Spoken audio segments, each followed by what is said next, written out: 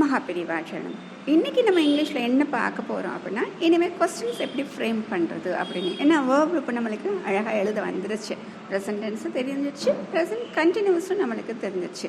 அப்போ first present டென்ஸில் எப்படி question கேட்க போகிறோம் அப்படிங்கிற ஒரு விஷயத்தை பார்க்க போகிறோம். இப்போ நம்ம ப்ரெசன்ட் டென்ஸ் அப்படின்னு சொல்லும்பொழுது ரெண்டு விஷயம் கவனித்தோம். ஒரு வேர்போட அந்த வேர்பை மட்டும் போடுறது, இன்னொன்று வேர்போட எஸ் சேர்த்து போடுறது அப்படின்னு நம்ம பார்த்தோம்.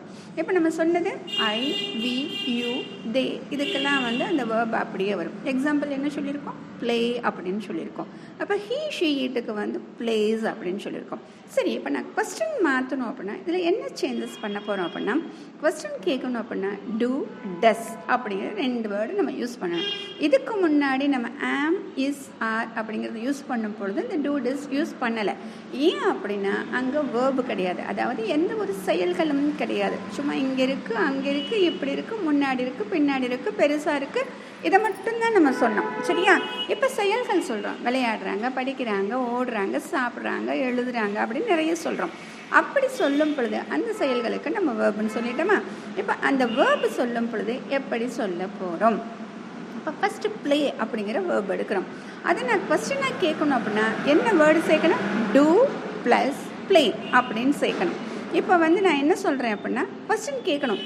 இப்போ நீ காலையில் விளையாடுகிறாயா அப்படின்னு நான் கேட்கணும். யூ அப்படின்னு சொன்னால் நம்ம என்ன யூஸ் பண்ணுவோம்? ஆன்சரில் ப்ளேன்னு தான் நம்ம யூஸ் பண்ணிடுவோம். அப்போ ப்ளே அப்படிங்கிறதுக்கு டூ ப்ளஸ் ப்ளே. அப்போ இங்கே நம்ம என்ன யூஸ் பண்ண போகிறோம்? Do you play in the morning. இப்போ நான் இதுக்கு ஆன்சர் சொல்லணும். எஸ் ஒன்று, நோ ஒன்று சொல்லணும்.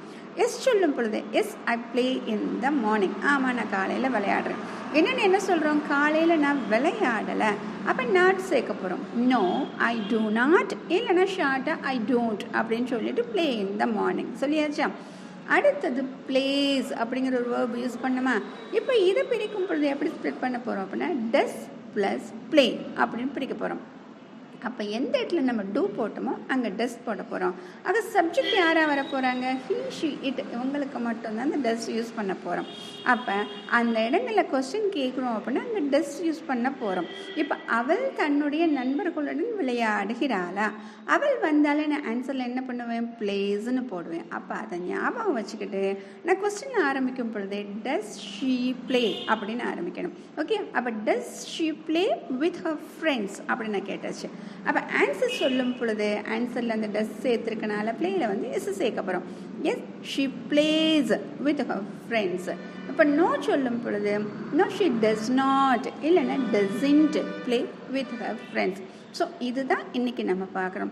ஸோ இது கொஞ்சம் நம்ம திரும்ப நிறைய எக்ஸசைஸ் செய்ய நம்மளுக்கு நல்ல பழக்கமாயிடும்.